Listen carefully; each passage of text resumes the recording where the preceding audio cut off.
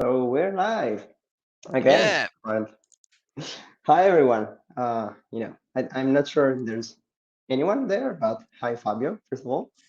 Good evening. Um, Hi again, and this time, as you can see, of course, at another another time, another day. But that's gonna be how it works with this format. In that can be a good thing or a bad thing. I'm not sure, but when we can, we'll go live. So, um, Let's try. yeah, welcome everyone again. Second episode actually. So excited that like we did it. I wasn't really thinking we could do this next episode in just a week from the first one. But thanks to Fabio once again. We're live today, and what you can see is security break, like the format where we just take our time and read some recent news about the security realm, and yeah, just have a chat about it. Today again, in the second episode, we have Fabio Zarbino with me. Um, for people who didn't watch the first episode, and by the way, you should on YouTube. It's still there, so Fabio is, correct me if I'm wrong, but security analyst for the um, Swiss Super. Super, not cyber. supercomputing, Yeah. yeah, supercomputing research center, Switzerland. So welcome again, and uh, I'm happy to see you again today. Thanks, Giorgio. It's a pleasure for me again.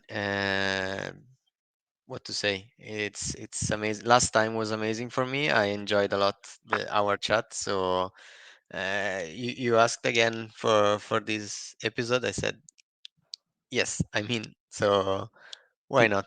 Let's do it again.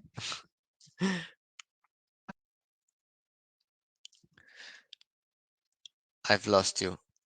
I'm sorry. Okay, now I see you again moving. No, Sorry for who is anyway, following us live, but I think you had just a small connection issue. yeah, it happens. Sorry for that. Anyway, so of course, um, the format is the same. So we selected a small number of news that seems to be particularly interesting from the last week. We hope that they will be interesting for you as well. So just do not let's not lose any more time, and let's have a look at the news we selected for today. So I should just try to do so. Before you go, I will Yeah, repeat again. If somebody lost the first episode, where we were quite stressed at the beginning, so please go back to the YouTube channel and have a look at it. So we would like to hear from you also some feedbacks to see how it works, and even from the, I know that on YouTube you will see the recorded one, but maybe on the timing, because we can try to adapt also to have some interaction with you guys from home. yeah, absolutely. Like I Fabio knows already, but the idea behind this is to like shares thoughts, ideas, and especially exploiting the background and the knowledge and the skills that everyone has, because from just one single fact or news, you can discuss about so many things and stuff, and that all depends on the knowledge of anyone. So of course I exploit Fabio's knowledge, and anyone else who will interact with us in the chat will be great. So feel free to do that. But anyway, cool. So let me share my screen here. Oops.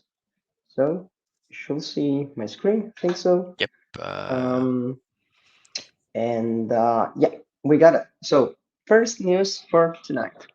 Um, so this is there are a lot of things to talk about here. So this is about VPNs and specifically free VPNs that are there. So even before starting with this, what's a VPN? What are we going to talk about? Um, so VPNs thing stands for like virtual private networks. So basically, they are technologies or tools that enable you to connect to another network in a private way, in a secure way. So basically, you can connect to that network. Let's say your company's network, for example, when you have to work remotely, and the connection between your home network, like your computer, and the business network, it's encrypted, right? So technically, no one can listen into it, and you can securely also access the internal services that are um, provided in the corporate network, right? That's I think what they were developed in the first place, right? Yeah, the idea Uh, is exactly to have this private connection, and I want to highlight the private part because nowadays we hear about VPNs, so VPN as a service provided by many vendors or people around, and nowadays with mobile phones also, with single applications running on the mobile phone directly, you don't know what's the backend there, and you're mhm. connecting to this VPN service, which is not really private. So yes, the connection maybe it's secured, it's encrypted, it's following all the standards, let's say, but then you're giving your data to the endpoint where you connect to. Yeah, I think we'll reach to that point because that's exactly what the news is about. So technically, the point is that that technology that was I think in the first place developed just for companies or just when you have to uh, securely secure the access to your organization network. Now they are also sold to consumers, so private Yeah, people, just to that's actually a good probably goal, but just with the goal of making your connection to any site or to any service on the internet private, right? yeah, Just because you don't want maybe to share what you are doing, what you are visiting with anyone. You want an extra layer of security, right, on your daily connections, for whatever reason. Anyone can have their own reasons. For that reason, as you said, Fabio, there are a lot of really a lot of different um, providers nowadays, right? yeah. Both free providers and actually paid ones. Paid, yes, yes, and you know, I'm based in Switzerland, and I look to many videos, podcasts in Switzerland and in Italy, and one of the one of the most advertised, or one of the most paying advertisement, is a VPN provider, so a famous Hmm. one. And every time I look at it, I understand when people try to advertise it, like when you're abroad, you can use your connection Mm. in a more secure way. So maybe if you are in countries where you don't have a full internet connection, uh, open internet connection, where you have restrictions, you can continue to use every service. So there I can understand, but then most of the people is advertising like you can continue to look at your streaming platforms from abroad with the Italian Swiss catalog, just so that if you are like at home, and Uh, I, this is Actually, that makes me crazy. Like, because I don't yeah, know. I feel like that's not like really like a legal thing. Like you're providing a tool to avoid restrictions that are made for your country. Like anyway, yeah, I don't know. I'm not sure that that's really legit. Anyway, that's the same in Italy. They are advertising that in the same way. And the point is that just when you use one of those services, it's true that you encrypt your traffic, but the other consequence is that your connection looks like it's starting from the VPN server. So it depends where the VPN server is placed. And those providers have also servers in multiple countries. So you can also decide, okay, today I want to connect from, I don't know, Switzerland, or today I want to connect from Belgium. Depends on what do you want to achieve. Maybe you want that's what they are advertised. You want to access a service that is available in Belgium and in Belgium only. So you connect to that VPN, you choose the Belgium server. So it appears to the service provider that you are connecting actually from Belgium, even if that's not true. Um, so yeah, definitely that's another reason why people use like pay for the services, but actually also, of course, they use free services like the one that it's part of this news today. Actually, let's talk about it, right? yep, Um, so basically, a free VPN provider. I think it's also mentioned. I think it's Super VPN here, yes, yes, right? yes, It was, they breached it, and data leak was exposed with plenty of data and information about the users that are using it. And I think there are two different points here.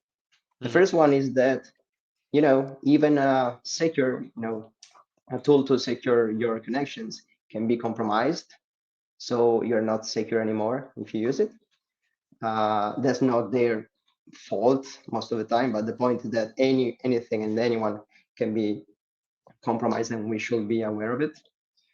But the other point is that we can see from the data leak that this company, or this provider anyway, was actually storing a lot of information about their users. yep. Also, as written there, secret keys, app, Mhm, user ID, device model, operating system. So it's not exposing only. Let's say I can assume the risk to use a VPN, a free VPN service, and make my personal data maybe leaked. So my name and surname, they are leaked. Okay, no problem. My traffic, okay, depends on the country where I live, but this can be fine for me. So in my personal situation currently, if they leak my traffic data, okay, I will not go in big troubles, so it's fine. I can take this risk. Uh, but giving my device information, so letting people know that I'm connecting from an Android device with this version, with maybe this vulnerability, that maybe my email address is this one, so that they can create targeted phishing. Uh, this is quite huge, and maybe make some statistics on what the mhm, user are using. So 90% of Samsung devices were using this with this version of Android, and this vulnerability that we can use on these 90% of users, because we are talking about 360 million users. So mhm, it's quite a number, and you will see from these 360 million users that maybe only 5% will get this phishing email and click on it, maybe more or maybe less, but you will find someone in this Yeah. huge number that can click. So yeah, I think um, like not so many users, like internet users in general, right, are aware of the fact that many of the attacks that are targeted to people, they can be targeted just because they took some information about you. Uh, Most of the time, not specifically researching about you, but the fact that they have access to a leak like this, they have just a database full of information. They can just really run a simple query, and I can just look for Fabio Zabrino if I want Fabio Zabrino, but I don't know, people in Switzerland, and find a list of people, and then I see what are the most common devices, and do something like that. And the more information you have about someone, the more you can You can find uh, ways to reach him in mhm. and track him somehow, right? Yeah, absolutely. And the most amazing thing here is that uh, that happened because you used a tool to prevent that to happen. Yeah, to prevent to people, any kind of people, technically, to know about you and what you were doing and what you were using. So it's exactly the opposite, right? The fact is that you know that could actually not happen even if the company is compromised, because there's no specific reason why a VPN like specific legit reason why a VPN provider should collect all of that data and information, right? They are providing a service to um, erase that information, like to hide that information. Why they are storing it in their own servers? There should be Exactly. a reason why they want to sell it. They want actually to provide it to some people specifically. We don't know, right? No one has really said why those information were there. But the point is that apparently you have to choose your tools very carefully. And Yes. like I'm a little afraid when saying this because I don't think there's like the right way to find the right tool, because we don't know like if anyone is configuring their tool in the best way possible. You just find out when there something like this happen. Yep. But in this Fortunately, case, there yes. was a way, because apparently the same VPN provider was compromised multiple times and there were multiple data leaks in the past. So maybe, just run a Google search first when you choose your VPN service. Like, I don't know, super VPN, data breach or data leak, and you find all of what happened before. So that's Yeah. a good start, right? Yeah, and also remember that if somebody is selling a service, is in their interest to keep it the most secure as possible. So maybe you spend some little money, but you can maybe trust them a bit more because it's in their favor if they can protect your data in a proper way. Because otherwise you will stop paying or maybe fine them just because you want your money back because you were exposed to a data leak or something similar. And in addition, another important point that I was talking about me based in Switzerland, working in Switzerland, and we don't have uh, restrictions on the internet usage. But for example, and the article talks about it, the Chinese government, as I will read it, has been reported to take action against individuals who use VPNs to access restricted content. So I'm lucky enough, I would say, after Mhm. after reading this article, I would not be, I would not imagine what can happen to people in some other countries if the state will get access to this data, and maybe their names are inside there. Yeah, So exactly. this is another mm, side of the medal, let's say. Mhm. And by the way, the China thing is mentioned in the article because apparently from the database there are a list of clues, right? That the VPN provider is some somehow associated with the Chinese.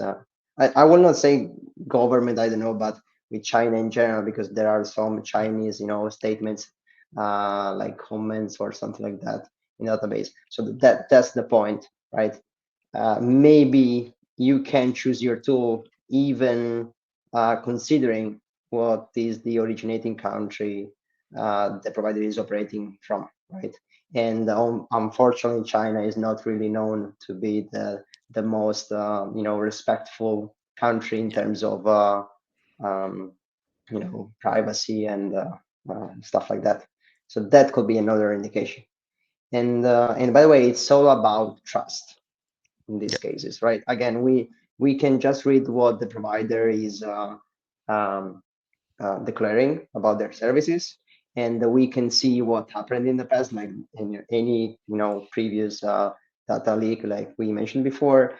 But the point is that how much do you trust that service and why?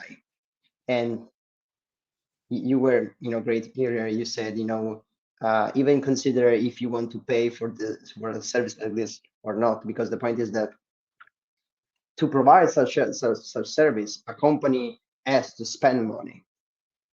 So they have to gain some money at least, to make it sustainable, if to not to cover, yeah, profit from it. And if you're not paying for it, the company is, it's getting money find out of another you. way. Is find another way. They could just, the simplest way is probably just to sell your data. I don't know what data exactly. Maybe they are anonymized, and maybe that's okay. But that's the point. They are looking for another way of making money out of it. So for a service like this, maybe for a trust perspective, it's just a little better to pay for it. Also because some of those are not even things that expensive. But anyway, anyone Yeah, decide what to do, and that depends also on your level of need for privacy, right? exactly. So of course, like there are some people who need it maybe a little more because they could be targeted, or you know some some actors of various kinds. So uh, just do your own work, right? um, how do they say that? Actually, you should do your oh damn it, it's like threat model, right? It's Yes. threat model when you Yeah, just consider what kind of threats you can face and or set risk your, model, yes. yeah, you set your security bar depending on what you can actually face. Yes. So companies do that. Maybe also even private people should do that. Um, is there anything else about these news you want to say, Fabio? No, I have some hooks to another news, but let's go to the next one. Maybe it's I will find more because the next one it's interesting. I mean, it's something that people never talk about or think about when writing software. Mhm. But yes, so somebody leaked the OpenAI keys. So and that were on GitHub, right? I read it correctly, Yeah, right? yeah. Like just not someone, like a lot of people. But anyway, again, let's introduce all of the individual, uh, aspects of this news, right? So we're talking about first of all, OpenAI. OpenAI, if you don't know, is the company. It is a company, right now. I think so. Hmm. It's Yes. the company behind ChatGPT and others, AI models out there that today are, they have free services, but also, paid services. Anyway, most of you, I think, um, you heard talking about ChatGPT at least once nowadays. And for the paid services of ChatGPT and the new version, the GPT-4, you, of course, you have to pay for it, and when you pay for it, you have to authenticate to the service to say to the service, it's me, I paid for it, so I can actually access the service. And the API keys, the API is just let's say the way you access the service, right? Um, Maybe the developers use that to maybe automate some processes, to use the ChatGPT just like an engine to do other work, other applications or stuff like that, and they have to use those keys to authenticate. The problem is that that key, like any other key, like the key for your door at home, need to Exactly. be not really public out there. Yeah, it's a key. I mean, would you put your key in front of the or inside the door and let it there when you leave your home? No, it's a key. It's like nowadays, talking about internet or computers, we always talk about passwords, but an API key, it's the same like a password. So would you share your password publicly on internet in plain text? I would not. I mean, I think nobody would. Uh, it's it should be kept secret Mhm. in any case. But the strange thing is that there are a lot of automated tools that can check if inside the code there is a key, a passphrase, or a password unencrypted. Yeah. And this sounds strange. It sounds strange, really, really to me. Um, No, unfortunately, it is not. Yeah, at least it should, right? Should sound strange, but unfortunately, it's a common thing, and we you can see that also from this actual news. The point is yeah. that you know it's easy for, again, developing purposes to just copy that key and put it in the code itself, like the code you are developing, because you need that code to take resources from ChatGPT in this case. You just you say hard code it, right? Because it's hard written in the code. Mhm. And the point is that that's not maybe the best way, but that's really bad when you actually take your code and publish it, because that's what they did. So I think it's all about GitHub or similar platforms. Yes. So platforms where uh, you can publish your code as open source, so anyone can read it, maybe modify it, maybe provide some suggestions how to improve your code. Improvement. Yeah. Mhm. And the problem is that you should care whether you put your keys in your code before you publish the code, because you're also publishing your keys, and that means that anyone that see the key can take it and use that key that you are paying for, and that is by your name, to do anything else Yeah. with that service, of course.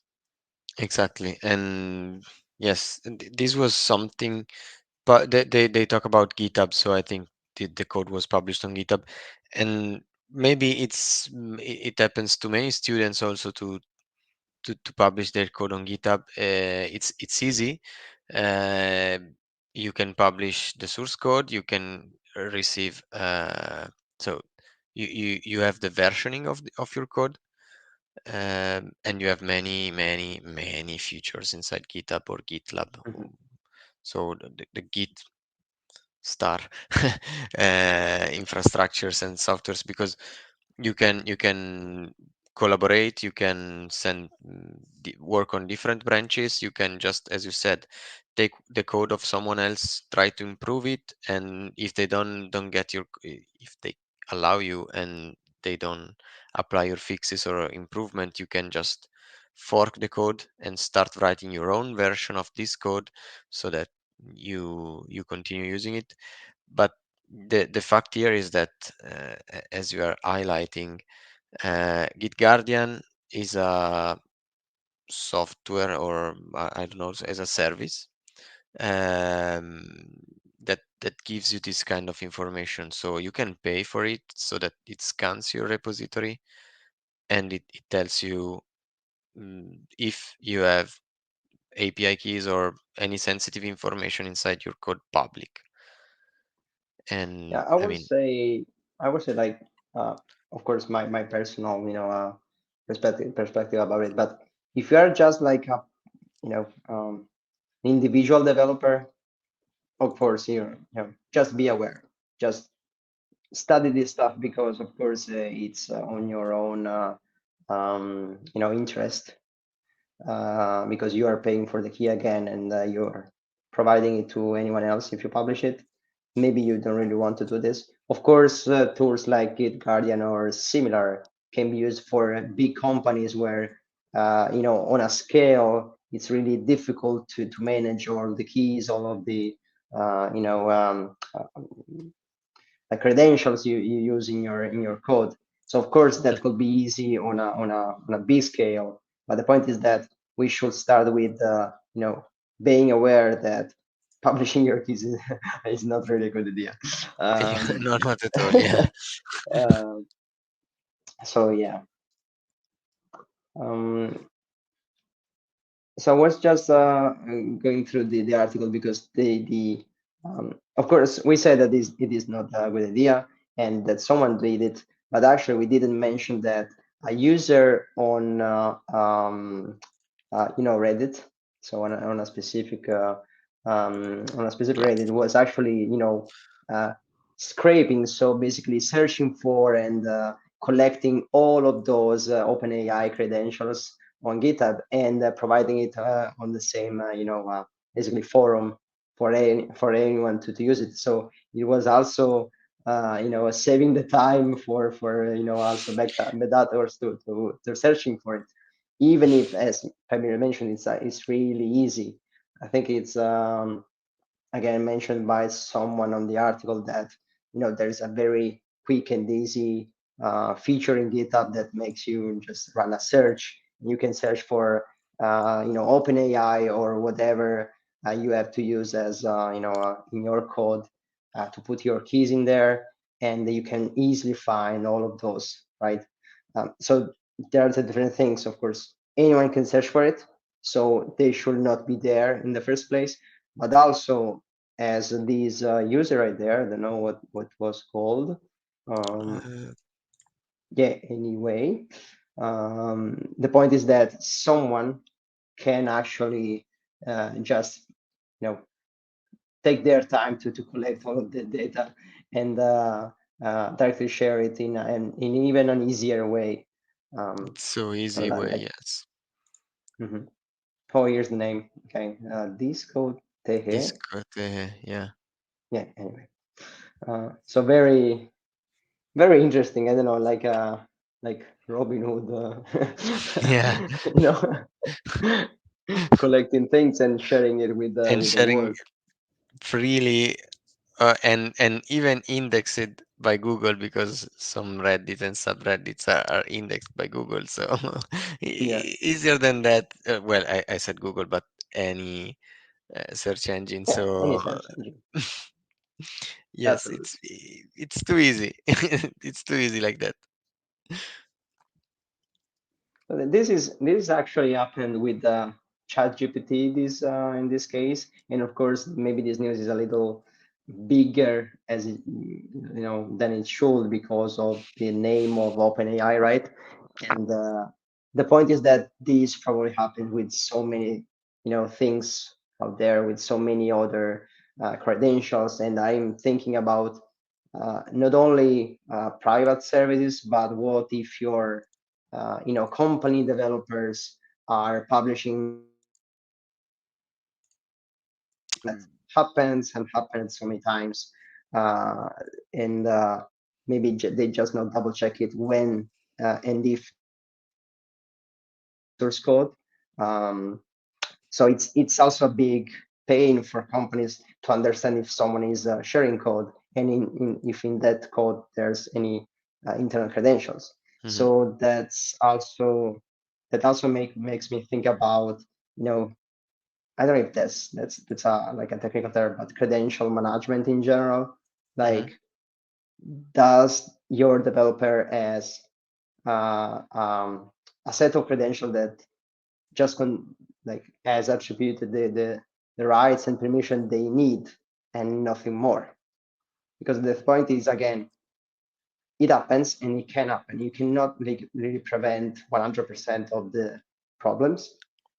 So you need to also contain the problems when they occur. So in the case anyone shares their credentials, make sure that their credential can just do just exactly what they need to do and nothing else. Because any Yeah, more, any further privilege can be just a bigger problem for you when someone steals that credentials. yeah, exactly. This is credential. So authorization management. It's a Mm, huge topic, and also because when a developer, and this is also inside the agile methodology. So not the original methodology, but because nowadays we have a lot of developers writing code very fast, adding features, and sometimes just for being faster, we tend to give a bit more permission to the user the developer is using so that he can continue to work on that, and maybe then there is no review of this kind of permission. And yes, and as you said, if you don't do a review of the permission, then maybe you can occur in bigger incident, and it could have been, sorry. yeah, yeah, yeah. Yeah, it definitely, happens. We saw, well, news, of course, but also if you do a little of incident response, you probably already faced some similar case in the past. This is a very big deal, and just generally speaking, again, the most common, incidents out there are not coming from very difficult vulnerabilities or 0 days that are hard to find, but also, Mhm. but just, stealing credentials that are just very easy to guess, or they are just, written somewhere somewhere Yeah, else, and somewhere else. Yeah, yeah, yeah, and easy to maybe in plain text and easy to read. So yes, okay. yes, yes, This could exactly. be technically, no. The first foothold for an attacker. Like they Mhm. find the credentials, they use these credentials to, access a service or the network or your environment, and they just find their way to move from one house to the other and, you know, infect the rest of the network from there. So the point is that we try to prevent the first foothold or to contain, just as we said earlier, with permissions of the user or something like that. Yeah, yeah, yeah, Yeah, exactly. very big point here, actually. Yeah, very big point, and there are many aspects, as we said during this article review, because the review this article chat, let's say. And yes, the points are many. Mm, and as you can read by inside the article, it's not that OpenAI is the only one. Google, MongoDB also have this kind of issues. The fact is that maybe OpenAI was in the title because it's Yeah, catchy. So yeah, it's sketchy nowadays, so nowadays, yes, makes sense. if you Yeah. put OpenAI, ChatGPT somewhere, people will just Mhm. start looking at it. So it's a bit bait, maybe. Exactly. We should have also put this inside the title, so it was baiting. No, joking, Oh no, joking, you're joking. right. We should for next We time. should next one. You can put something with ChatGPT Yeah, absolutely. inside the And title. by the way, just to, a side point here, I'm, living in the chat, and of course I'm talking about Twitch right now. I'm leaving in the chat links to the news we're talking about. So if you need them, You can retrieve that from the chat, or if you will rewatch this, and maybe you should, from YouTube, I always put the links in the description of YouTube. Uh, so also take Banner, your banner. time to Put the banner, just put the banner. give me a second. Come on. Yeah, yeah, yeah, yeah. It's not that It easy. was the right moment to do it. That's why I was pushing you to do I should give you the rights to do it. So No, that's right. uh, anyway, yeah, the links out there, and please take your time to read them even more careful that maybe we do, so you can leave us your feedback after you read them, right? Maybe you're more expert than us in some topics. Maybe just find another information that we missed. So that could be definitely a good thing to share in the chat for the next time. Or even just a simple different point of view so that Yeah, we why can not? enrich ourselves. Yeah, absolutely, absolutely. Cool. Great. Anything else about this news? What do you think, Fabio? No, no, no, no, no. Mhm. I think we are fine. I think that we can hook from what we said during the first Mm. article about phishing attacks, because inside this article we have lot to say. I think this is big because there are many different topics inside, but someone was able to steal a lot of mm, cryptocurrency wallets. Yeah, crypto assets. I think in general, it's not really Yeah, clear, but anyway. Um, I so think that yeah, this here is we should ask someone inside the crypto world to that maybe has some crypto tracker to know what was inside those wallets. Also, this would be interesting. awesome. Yeah, yeah. This is a big, word and big topic. I'm not really, an expert in it actually. Be very interesting to talk to someone that knows more about this. But we will do our best for now and try to figure it out.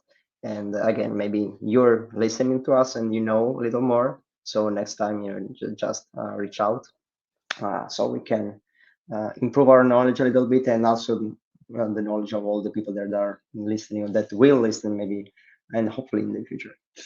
Um, so the point here, the news is about like a specific attacker, so a specific, I think, threat group that is called Pink Drainer. From here, it's crazy about attackers groups and their names, because different companies track them in different ways and different names. So such a pain, right? But anyway, in this specific news, they are called as a Pink Drainer. Not sure if there are other names.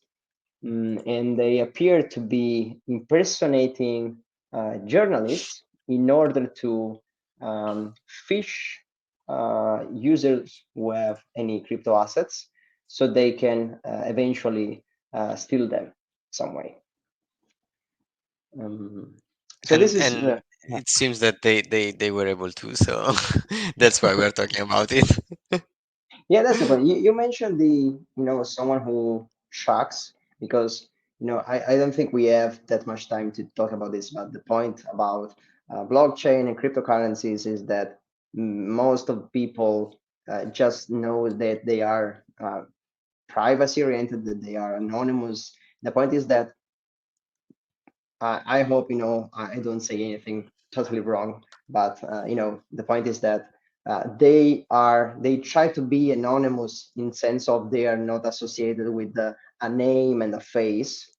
Okay, so it's difficult to find exactly who was the person behind uh, you know um, a wallet, so basically like an account, let's say, on the blockchain. But actually the main feature of the blockchain is that you can definitely read and see all the individual transactions that are happening out there. So anyone who have the skills and the capabilities can definitely read and see everything it is happening. You don't know who is behind that. There are some ways to find out, but it's not written out there.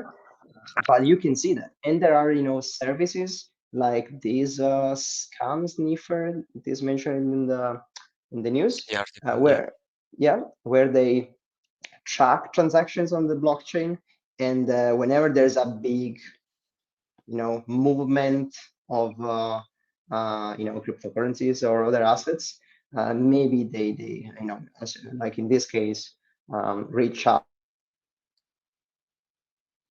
news sites to share about it, or to the company to let them know something is happening right now. So that was the introduction. I don't know, Fabio, maybe I said something wrong, so No, please no, no. correct me I if you think know a little bit more everything about it. is correct. But going a bit deeper inside the article, so thanks for the introduction. The way it's interesting, the way they were able to steal these assets, because we think about people getting access to an account or getting access to um, a stolen wallet lost somewhere on the cloud, for example. But no, here there was a real social engineering uh, scam, let's say. So there was real social engineering. The threat actors were impersonating journalists from different media uh, around cryptocurrencies, and they were trying to gain information and trust from people inside or um, that were reading the media there. So they were able to Mhm. fake the Just a website. second. Yep, go go. Yeah, sorry.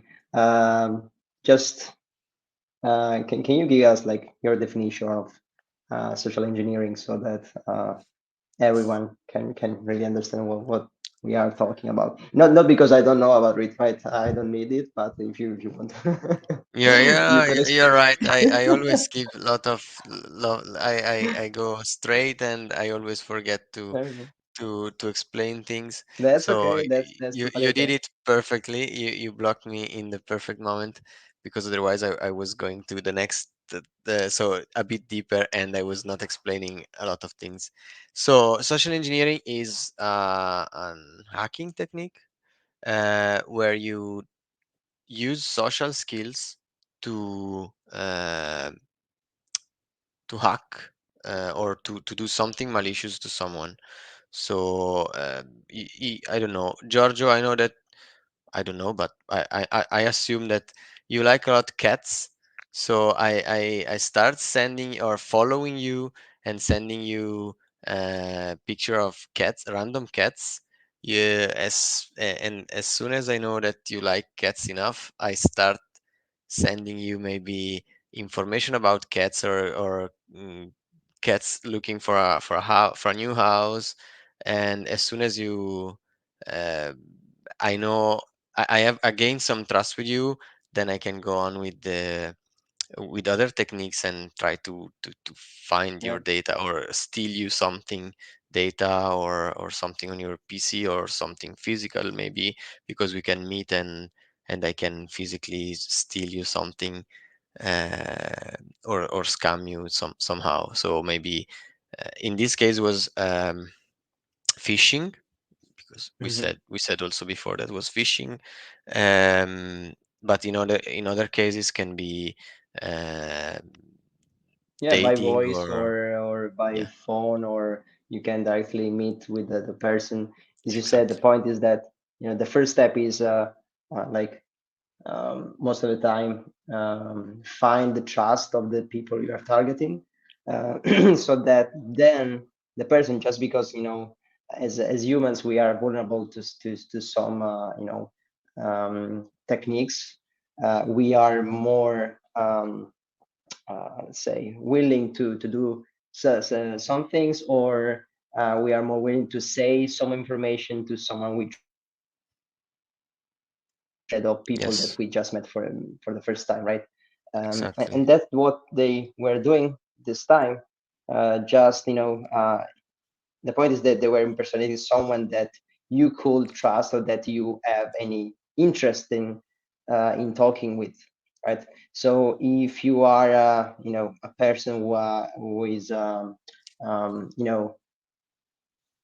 exposed publicly, and a journalist reach out to you saying that maybe I want to write an article about you or together with you, right? You could have an interest, and because I want to talk with you, you are willing to send me some information. Usually, you will not share with someone else, right? Exactly. And yes, and Um, that's that's what they did. And in the article is written that after they gained the trust, something that they were doing was something very popular or normal in the cryptocurrency world. So they asked to have a KYC, so know your customer validation, so that you need to prove that you are you and not someone else. And yes, during this process, they steal the authentication token to Discord. Yeah, it's not specified, but they probably ask for a list of information, right? Because it's Yeah. like something you will do when, again, working with media like this or something. And with that excuse, right, with that goal, they also find a way to, in this case, steal your Discord tokens, Discord authentications. So we already keys and credentials and tokens. This time is related to Discord. I'm not sure, maybe because I'm ignorant about this, why exactly Discord is correlated with crypto assets specifically. But I assume there's some relation that I'm missing. Again, if anyone knows about it, just let me know. Yes, I don't know why Discord, but I was expecting more Telegram, but maybe Telegram it's more difficult to hack or to do something similar to this. So they tried with Discord. No idea. Mm. Maybe So there's during the social engineering they also used to find uh, telling people we need to use Discord because our KYC will work only on is based on Discord because we developed it there. mhm. Don't know. No idea. So apparently it worked like this. During the KYC form, the form was also asking the user to install an extension or something. Yeah, actually, no, a bookmark in the browser, and that's the vector to inject some code that will eventually steal the authentication tokens that are, I assume, saved in the browser. So whenever you authenticate to Discord and you want to save your credentials to have not to log in every time you visit Discord for a second time and a third time and so on. Hmm. They are saved in the browser, and the browser could be vulnerable to some techniques from which they can steal the tokens. My Hmm. assumption here is that Discord is not really directly correlated with the crypto asset. The point is that when you steal the credentials, you can then impersonate the user on Discord, and you can also Ah. scam the other people, um, because I think that's also mentioned here.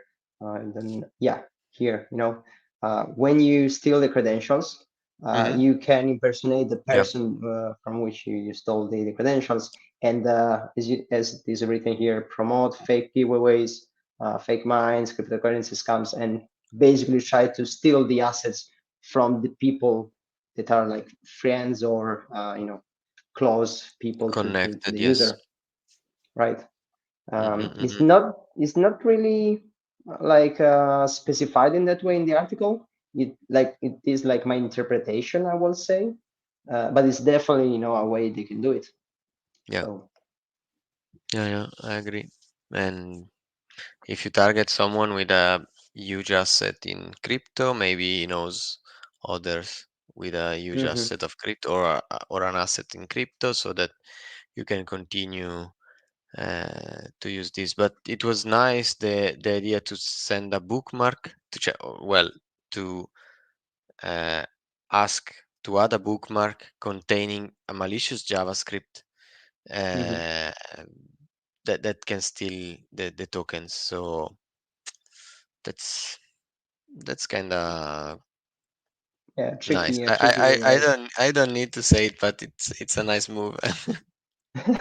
Yeah, yeah, of course. It's we. I think we could say that just because if you want to, if you work in this field, or if you want to work in this field, the point is that you need to know how attackers do their things. Maybe because you want to replicate that in simulations, right? In pen testing or red teaming or such stuff like that, or maybe because you want just to detect them or to prevent them in your environment. So definitely, it's cool to see, you know, tricky ways to compromise services and stuff like that, because then you know about it and you can do something about it. So definitely, it is cool. That's the point. It's cool. It's not cool that they do it to scam people, of course. um, but yeah, it is interesting, definitely. Yeah, um, a lot.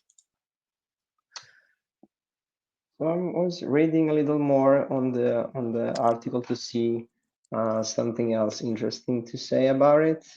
I read somewhere that they were targeting like high what do you say it, like important people, of Hmm. course, because it Relevance, is yeah. yeah, it is easier to scam other ones again if you are someone important that you trust and you admire, maybe, or that you feel they are legitimate when they say something. So maybe again, it happened in the past. If Yeah. you impersonate, I don't know, Elon Musk, and he say that I will give you 10% of Tesla. I don't know. Maybe it will not work with me, It seems too but good to be true, but yes, okay, go on.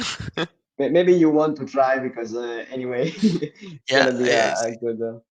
Oh, there's the point that I was talking about. So recent targets include CTO of OpenAI, Steve Aoki.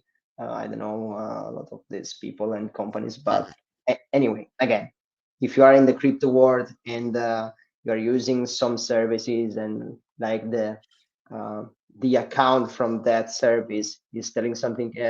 Okay, today we are giving away some gifts, and you just click on a link because you trust that service, and actually the scammer stole the credential for that user on Discord. That's how they steal your crypto assets, buying those cryptocurrencies or anything else.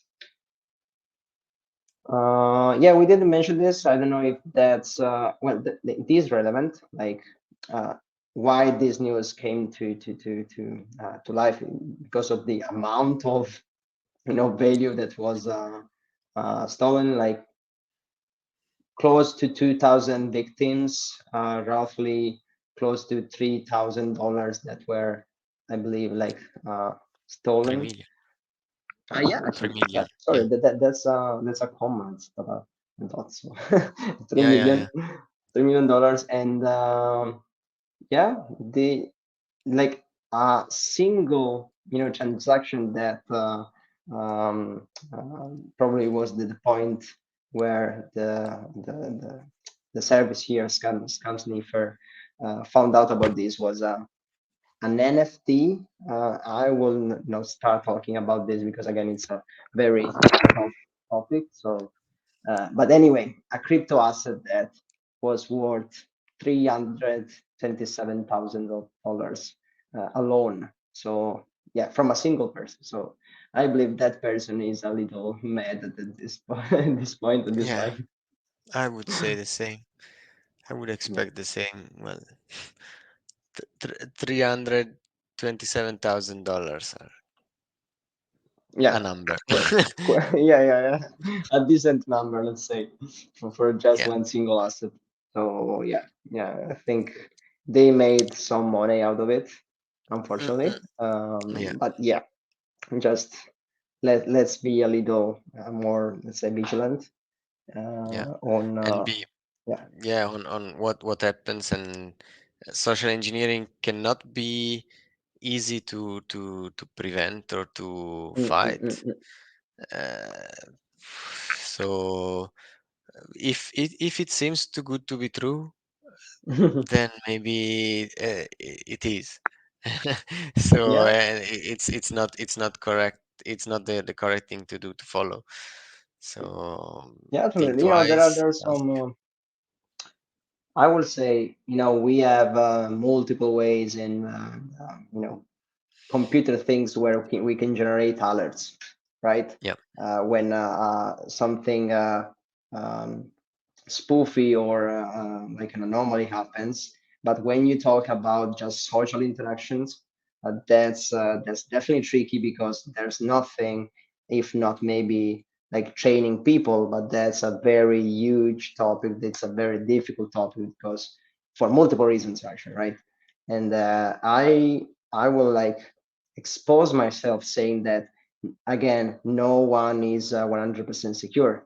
Even security people or people in the industry can definitely be vulnerable when they are tired, when they are not really in the best situation, and they are tricked in some way, or someone is impersonating against someone you really trust.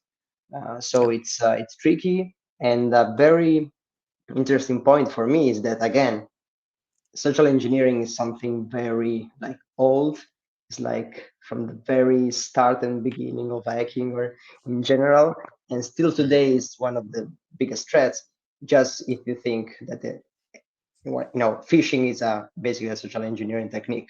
So Yeah. phishing is still today the first and main attack vector used by so many attackers. So it's definitely a huge topic. Yes. Yes. Agree. Totally agree. Cool. Anything else about this? I think we. Nope. I think we Mhm. can Cool, proceed. great. Um, okay, I think we have the last news for today. So bear with us and let's go through the last thing, and then we can just say good night to everyone, or we leave you to your dinner or to your drink, maybe. Uh, Or to I hope so, your at least. day if you are not in Europe. That's true.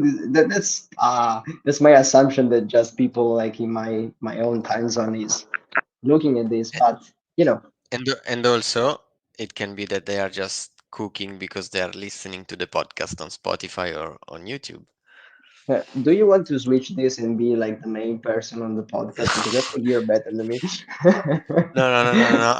I'm just taking your hooks, and I keep them, and I try to be pushy on things, because Yeah, I just think that annoying people and remembering them from time to time, all the ways they can do it, and they can listen to us, it's useful. I mean, we are not yeah, doing rocket science here. We are just giving some information to everybody. We want to have a quick chat and have fun, talking about the last important, let's say, or interesting. relevant news that we found, and we want to have a chat on. So it can be just your 1 hour, half an hour, 10 minutes, I don't know, because the time you want, Mhm. listening to us for to have some updates on the news the last week, and maybe you will find some new way of viewing things, or maybe you can send us your ways to look at things. Yeah, yeah, absolutely. That's really a great way to say it. And yeah, of course, you said it right. Video is gonna be re-uploaded on YouTube. The audio is gonna be re-uploaded. actually not only on Spotify because I did some experiments, and it could be like on most of the podcast platforms out there. So whatever you prefer, just uh, this look for us, right? If you want, and yeah, feedback is always appreciated. So cool. Yeah, let's go through the last news. Okay. Yes. Great. And that's also the title of the live or of this episode. So Yeah, yeah, yeah, we are in a moment in time, maybe one of the first so of that size where patching is no more enough, yeah. It right? is so big that most of the news I always read, they could be interesting, but I can always think about, okay, something similar happened in the past. Okay, this is like what happened, I don't know, last year with, but the point is that me personally, I never read about something like this. I don't know you, did No, you no, know no. about something? No, no, no, no. In fact, I was just saying it because maybe it already happened, but not as far as I know. So uh, one big vendor asking, so thinking about uh, changing the hardware instead of just patching a software vulnerability, that's Yeah, huge. it's huge. It's so huge. I don't know where to start. I don't know where to start. Yeah, so maybe let's just introduce. So we are talking about a specific vendor. So like a company who sells solutions, hardwares, and softwares. Specifically, we are talking about Barracuda, who I think they are in the security network devices market. So they sell like firewalls and similar solutions. And if I'm not wrong, today we are talking, yeah, about their email security gateway. So basically, like product that are responsible for like monitoring emails that the companies is receiving and selling, and try to block the emails that look suspicious for any reason. Um, and yeah, that's the introduction. That's what they do. But they like uh, they did like a publication where they were Yep. advising their customers not to patch their devices, because that's what usually happens when a new big vulnerability is um, not introduced but found Discovered, yes, found. softwares. Usually yeah, usually vendors describe to customers what to do to patch the right for the customer to be vulnerable because of their actions. This time they said something like, you know what, you cannot patch it, Yeah. or at least we are not sure how to patch it. What How to I patch? got Yeah, from the and news, it appears that even if we try, gone, gone, gone. Sorry. yeah. So even if if even if we try to patch it, it seems attackers are still able to compromise our devices. So his advice here, just trash our device, buy not buy, but use a new one that we are gonna send to you. Yeah, in fact, if you're able to open the link from the vendor, so the security advisory they sent, uh, they wrote in red or orange. Now I don't know. In, the first thing they wrote in on June 6th was to take action. So impacted ESG, I'm reading it. Impacted ESG appliances must be immediately replaced regardless of patch version level.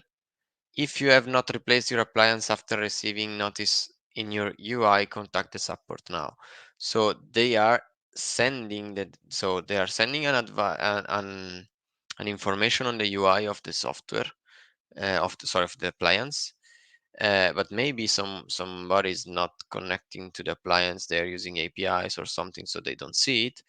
But they are telling people, guys, please replace the appliance. So they're not sending workarounds, they're not sending patches, they just say, guys, send us. So we will send you, take contact with us, because we will send you a new device, a new piece of metal to put inside your racks, because uh, we need to change, to completely exchange change the hardware, not only the software.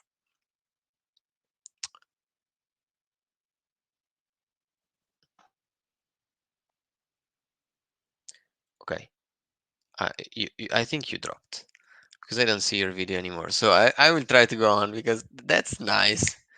Me alone on the stage. Okay. Um. So the security advisor. So there is a CV published, because there is a 0-day vulnerability found, and the email security gateway of Barracuda needs to be replaced, and the flow was found, so was introduced in October 2022, so it's quite old. They discovered it only in recently. So reading the CVs, they uh, they say that there is a patch, there is a fix possible. There was a fix possible to it, but then on June 6th, they start putting more pressure on changing the appliance themselves, not only patching. Yeah, Uh, it appears like they tried, right? They published a patch in the first place. By the patch, but the point was that I'm not sure where I read it, but I think yeah, Mandiant, yeah, like it is another company, like a security company, found some unusual, like some spoofy traffic coming from those solutions. And that's how they found out about the vulnerability in the first place. And it appears that that malicious traffic was still there after customer applied that patches. So that's the point. I think just because they like they realized, okay, what we are doing apparently is not enough, and they do not say why. So what I like what I they don't know how to fix it. And the best way they found to fix the issue in general is, you know what? Let's stop trying to release a patch. Let's just um, switch with the device with a new one that we think is not vulnerable to that vulnerability anymore. That's yeah, really big in the first place because that means that Barracuda is going to um, lose a lot of money because they are providing new devices to all of the customers free of charge. Because of course, it's not the customer fault if there's this issue, so they cannot ask customers to pay for it, right?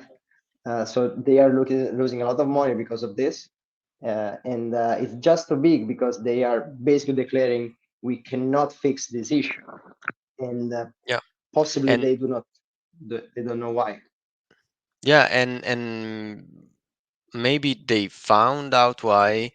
And one of the ideas that a Rapid 7 guy, I don't know who is, but sorry, I don't know, Caitlin Condon, so I don't know at which level he is inside Rapid 7. Uh, he said that it appears that almost 11,000 vulnerable appliances are out there on the internet, so it will cost a lot to Barracuda. Um, but the fact that they are replacing the device and not only applying patches, it's because maybe they were able to deploy something at lower levels for the persistence, so a rootkit or something similar that was able to keep the persistence even if they apply the patch. So who knows? Maybe of these 11,000 vulnerable devices, they will just need to reinstall from zero, and the hardware itself will continue to go on the market again. Mhm. uh, but it will be they will have to do some research inside for sure to find the real cause and where the persistence is stored. And this is something like similar to what we were discussing last week, right? Yeah, So the assumption of this person from Rapid 7 is that their attackers found a way to go on the hardware level. So something that you cannot really patch because it's the hardware itself that is vulnerable. So you have to change something physically on the hardware. That's exactly what we were talking about yeah, on multiple news actually last week. So yeah, again, I suggest you to check the last episode because hardware vulnerabilities are yeah tricky, and this appears to be probably a similar case. So have a look at the first episode about this, and yeah, it's a very big thing. yeah, Um, yeah. And no, well, it can be um it can be possible that, so think about these kind of attacks like we discussed last week. You don't know at which level they are doing the mhm. persistence, and at the same time you don't know if they're stealing something else from your system. So well, you can track it. If you have network logs, you can see what they are sending and where they are sending the data, if they are sending something. uh, but I was reading through the article, I don't remember at which point, but they say something like you don't need only to replace the device, but also check and rotate your credentials. Yes, Mhm. it's there at the bottom. Yeah. Replace the credentials that you have connected to the appliance, and check for signs of compromise from October. So if somebody is storing enough data, they will be able to find it. Otherwise, guys, go back as much as you can and try to find if the IOCs are there. And if they are there, try to find if there is some maybe lateral movement inside your network, because it can be that I also read that there is no evidence that they are trying to do. So the actors were trying to do some lateral Mhm. movement inside the networks. But as usual, mm, be aware that you had something for a long time inside your network, and maybe they were scanning, they were collecting information about the inside network. And yeah, and usually email gateways This is receives a lot of information. Yeah, mm, this is another big topic. I mean, you said it. If you don't know what the attacker did, you have to assume. If you're, let's say, this is the context of responding to an incident, right? And again, this is my area of interest mostly, so that's why I take this point. And the point is that if you don't know exactly what the attacker did in your network, you have to assume that potentially the attacker could have done anything, right? They could have still stolen some credentials, information. They could have read through your emails potentially, and maybe use that in order to do something like something else like phishing, as we mentioned before. The possibilities are potentially, so many, but the point is that you have to find some clues most of the time. It's an important step actually of the incident response process where you have to exactly understand what was the goal of the attacker, was what they were trying to do, how did they reach to their goal, in order to exactly find all of the things that were compromised, all of the data that was taken potentially. And in with this thing right here, there's no way you can find it, because even the vendor doesn't know what level of you know access the attacker had. There's just one thing that I think is the interesting. Someone, I don't know where it is. Um, Basically, they are from, this is more from threat intelligence. Assuming uh, that the actor behind this kind of attack is not, for example, a ransomware group, because for such long time they've seen some malicious traffic, but no one was ransoming anyone, right? Like not asking for a ransom to prevent publication of data, or to release decryption keys for encrypted data or something like that. And this is just an assumption, but if you trust that assumption, you can maybe assume that the attackers just compromised that device alone, and maybe Hmm. use that device like as a bot for a botnet. So basically, network of compromised devices that you can use remotely to do other malicious things, targeting other network. Again, this is just an assumption. It's I think it's a smart assumption, but the point is that we do not have any clue.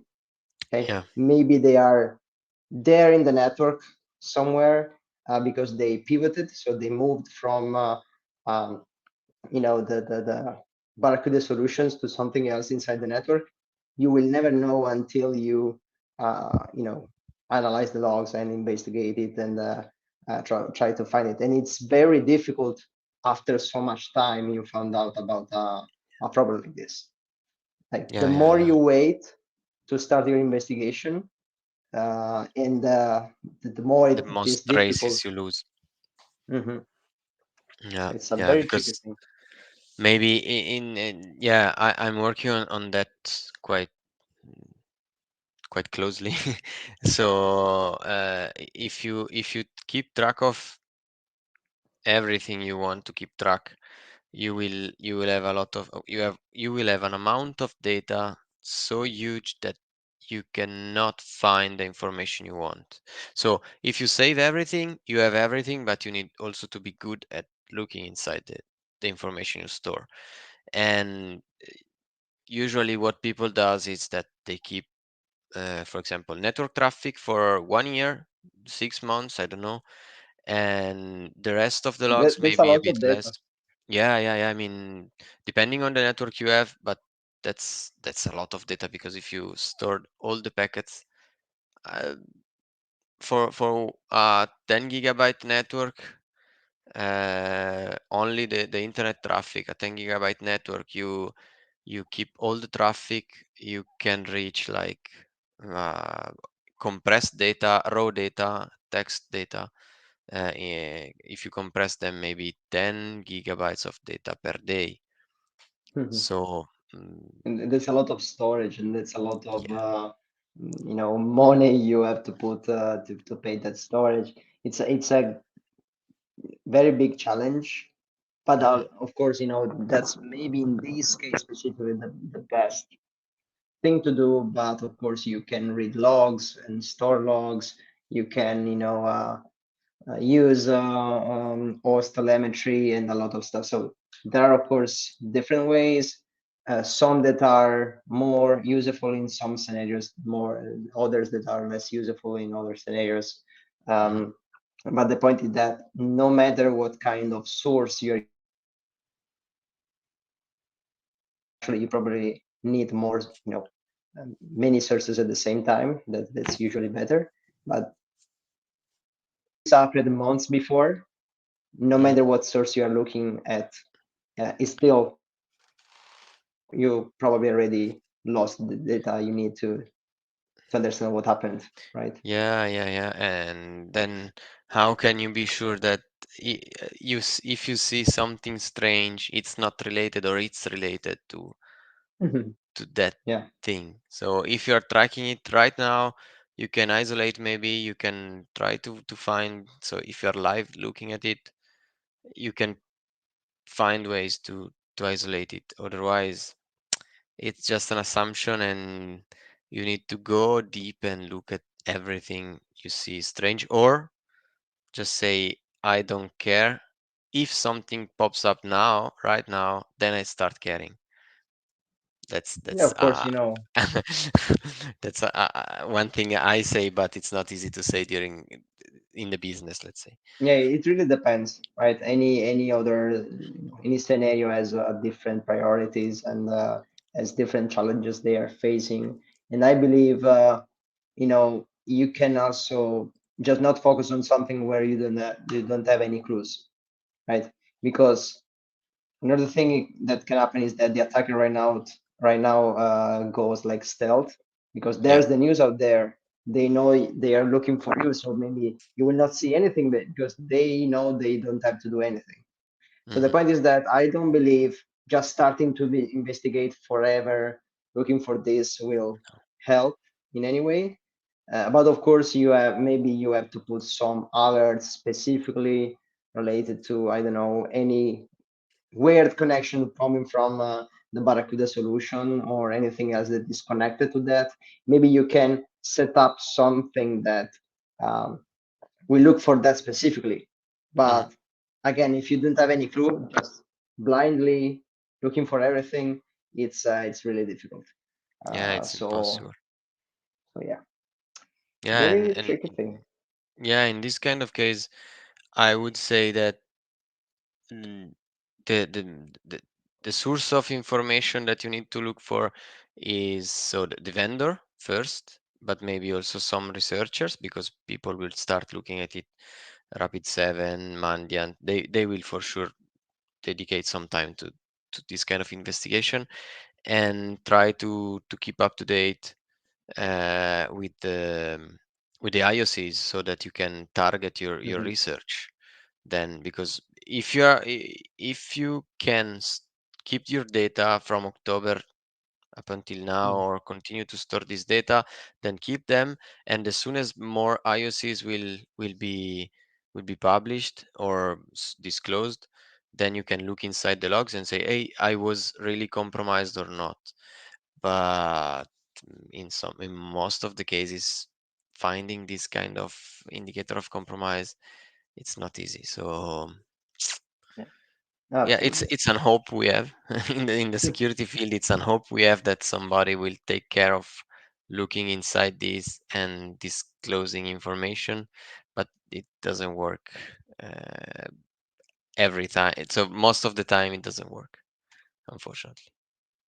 Yeah, every time I think we just like as a community look for the best way to reach our goals, and sometimes it's not just that easy, and sometimes we just have to, they say, accept the risk because at the moment you cannot do anything about it, and look at the next challenge because of course maybe you are facing this, but you will have a list of the things to do, to look for, to investigate. So it depends. If you have no clues, I believe most of the time you just accept the risk about this until you will have any more information or any more indicator of compromise, as you said. So let's wait for news from Barracuda maybe, and from any other organization that will say more about this threat, because at the moment it's just a very big thing, but with very few good information that are worth investigating. So that's the point. Yes. Yes. So Fabian, I don't know what you think, but I think we already said a lot Yes. tonight, Agree. and also about very interesting news, even this episode. And yeah, I already said this to you, but I thank you again, and I will thank you probably a list of other times even after the episode. I hope that also this one was interesting for anyone or will be interesting in the future, because again, this video will be re-uploaded on YouTube probably next week, and even on Spotify and other podcast platforms. So look for us, and please reach out to us if you have any feedback, because I think they will be so precious and interesting to know, because if this is useful for the people who watch us, it is also more useful for me and us, right? Yeah, So yeah, totally please. agree. I mean, I just want to say it because we are closing, but this is I started back in 2009, more or less, my professional career in IT, and well, we were not having all these resources we have today.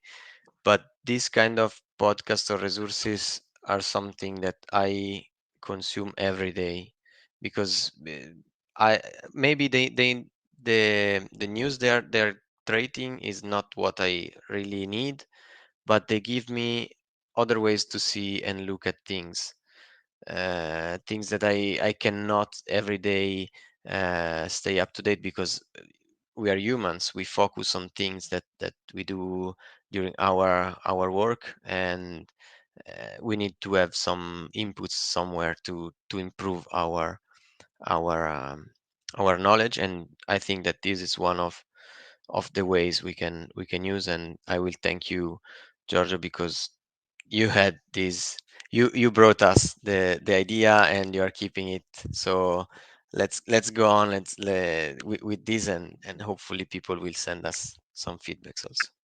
You're making me cry. No, no worry. No, anyway, I think you took the point, right? This is like the goal of this project is to help me, of course, to help all of the people who will jump on the episode together with me, but also all the people that were gonna watch this. And I really hope we reach the goal. For sure, this is helping me, and I hope that it will help at least the people who will talk with me. But we need feedback to understand how to help better all of the other people, right? How this could be improved, what we should talk about, who should join us, maybe, right? So even reach out if you want to jump on and have a chat together with us. So Yes. yeah, you're more than welcome. And yeah, I think that's a wrap, right? So thank Yep. you again for the I don't know thousand time, and I just say good night to everyone and see you on the next episode. See you. Bye, everyone. Bye bye.